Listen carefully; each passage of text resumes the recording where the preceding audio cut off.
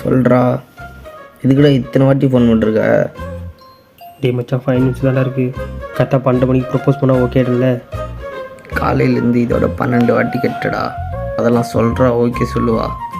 இப்போ மூடிட்டு போயிடா.